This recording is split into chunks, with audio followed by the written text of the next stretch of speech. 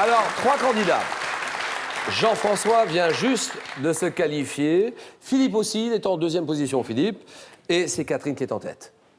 Candidate, j'ai l'impression qu'elle a l'habitude de nous suivre. Elle nous suit beaucoup. Elle fait peut-être partie d'un club d'ailleurs, non? Un club, le club de Gouvieux. Gouvieux. De Gouvieux, oui, dans l'Oise. Alors, Catherine, c'est le moment ou jamais. Nous sommes dans cette deuxième manche, les 4 à la suite. 4 thèmes, 40 secondes, 4 bonnes réponses à la suite, c'est ce qu'il faut faire. À chaque erreur, vous fait retomber à 0. Au programme, ce soir, le narrateur dans les romans. La géographie de l'Asie du Sud-Est. Les jeux télévisés d'hier et d'aujourd'hui.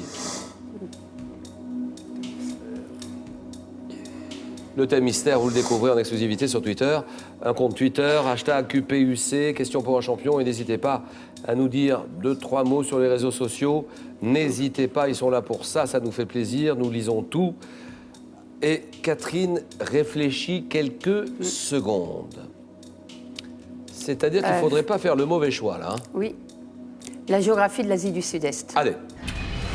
Vous la connaissez, l'Asie du Sud-Est? On ne la connaît jamais vraiment bien parce que c'est tellement vaste. Oui. Mais vous y avez déjà été ou pas? Je suis allée en Thaïlande, mais c'est pas vraiment... Non, bah c'est quand même dans l'Asie du Sud-Est, Oui, oui. la Thaïlande, on est bien d'accord. Catherine, bénévole dans une bibliothèque, c'est très intéressant ce que vous faites.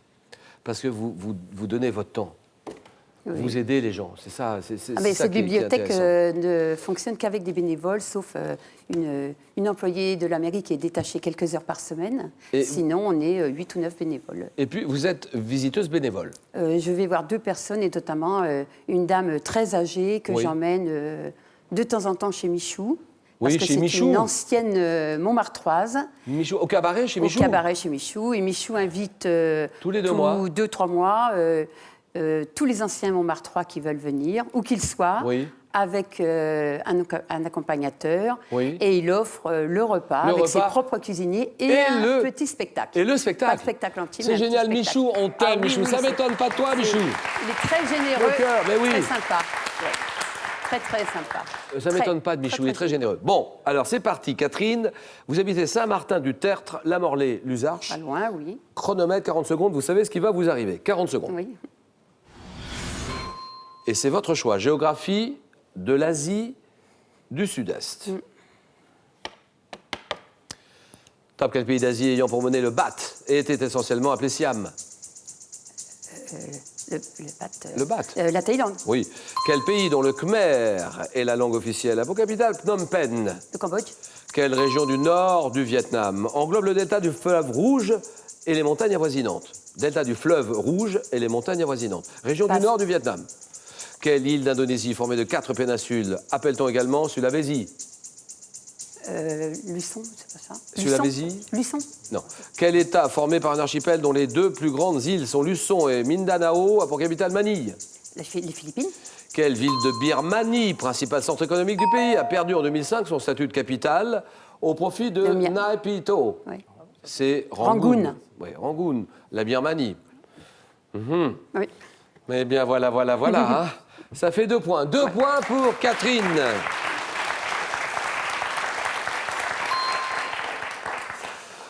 Une île d'Indonésie formée de 4 péninsules qu'on appelle également Sulawesi. C'est les îles des Célèbes. Ah oui. Les Célèbes, région du nord du Vietnam qui englobe le delta du fleuve Rouge, les montagnes avoisinantes, le Tonkin. Ah oui.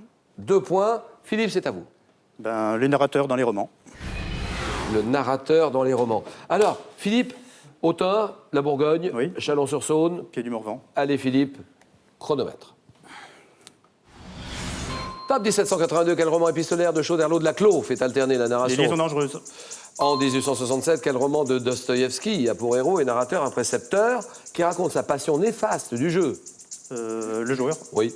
En 57, dans quel roman de Michel Butor se déroulant dans un train, le narrateur s'adresse-t-il en 22, dans quelle nouvelle de Stefan Zweig une femme écrit-elle à un écrivain pour lui révéler l'amour passionné qu'elle lui a voué toute sa vie? La confusion des sentiments. Non. Dans quel roman de Stendhal évoquant la ville de Verrières, le narrateur intervient-il pour donner crédibilité aux personnages tels que Julien Sorel? C'est le Rouge et le Noir. Oui.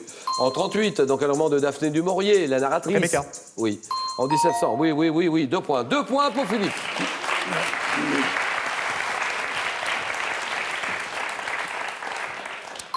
Daphné du Maurier, Rebecca, d'accord. Oui. Nouvelle de Stéphane Zweig. Et là, il y a une femme qui écrit à un écrivain pour lui révéler l'amour passionné qu'elle lui a voué toute sa vie. Lettre d'une inconnue. Ah non, je ne connais pas. En 57, Butor, Michel Butor. Dans quel roman de Michel Butor, se déroulant dans un train, le narrateur s'adresse-t-il au lecteur comme si ce dernier était le voyageur lui-même? La modification, Michel Butor, 2 points. Catherine est à 2. Jean-François, c'est à vous. Et là, il y a un coup à jouer, parce qu'ils ont fait 2, on peut faire 2 ou plus. Je vais prendre le thème mystère. Bien sûr. Ordinateur, nous dévoilons ce thème tout de suite. Les défaites dans l'histoire de France. Eh bien, on va voir tout ça, hein, Jean-François. Jean-François, l'histoire sociale contemporaine, l'histoire syndicale aussi. Et on se projette sur les 4 à la suite. Les défaites dans l'histoire de France.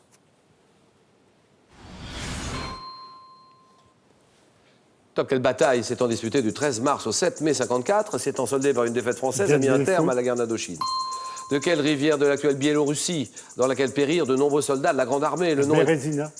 Le 24 février 1525, lors de quelle bataille des guerres d'Italie, François Ier est-il fait prisonnier par les troupes de Charles Quint? Pavie. En 1356, quel roi de France, défait à Poitiers, est fait prisonnier par le prince noir? Je me rappelle plus. En 52 avant Jésus-Christ, quel chef gaulois fut enfermé, vaincu par César? En quelle année la défaite de Waterloo provoqua-t-elle 1815. Le 1er septembre 1870, quelle défaite des troupes françaises? Oui. 1704, lors de la bataille de Hochstadt, quel duc est général anglais? Non. Lors de la bataille de Hochstadt, quel duc, quel général anglais, allié au prince Eugène, met en déroute les troupes françaises? 1704. Marlborough. Ah, oui. Le duc de Marlborough. Bravo, 3 points, Jean-François.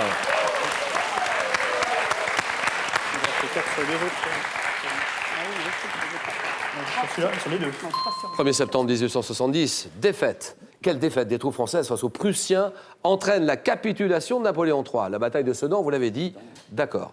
1356, quel roi de France, défait à Poitiers et fait prisonnier par le prince noir? C'est Jean II le Bon. Jean le Bon. De quelle rivière? Alors là, c'est la Bérésina, parce que c'est fou ce qui s'est passé sur cette bataille-là.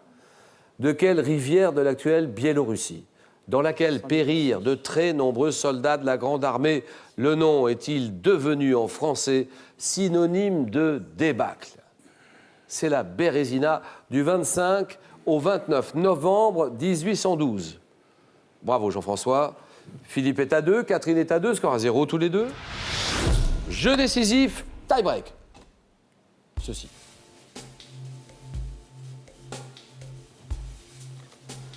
Que suis-je? Un réflexe. Réflexe involontaire rencontré chez l'homme et chez certains animaux. Je débute par une ouverture large de la bouche avec inspiration. Oui. Bâillement. Vous dites? Bâillement. Le bâillement, Catherine, voilà. Je sais que c'est l'air de l'image. 1-0.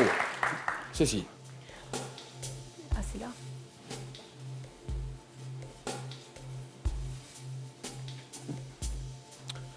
Que suis-je? Une partie d'un espace public. Je dois faire au minimum 1,20 m ou 1,40 m de large, Philippe? Le trottoir. Voilà, trottoir, très bien. Alors, ceci.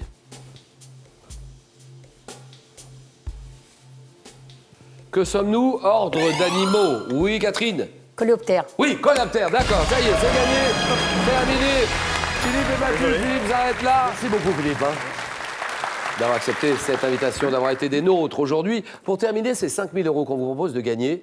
Mais ce soir, ce n'est pas un, mais 2 téléspectateurs qui remporteront chacun la belle somme de 5 000 €. Vous n'avez que quelques minutes pour jouer. À la fin du 19e siècle, quelle danse était en vogue au Moulin Rouge? Paris, Moulin Rouge, French Cancan. Réponse 1, la valse. Réponse 2, 32-43. Pour les SMS, vous tapez 1 ou 2 au 7-10-20, tirage au sort parmi toutes les bonnes réponses. Catherine est en finale, cette fois-ci c'est sûr. Jean-François aussi. Le match, le choc, le jeu.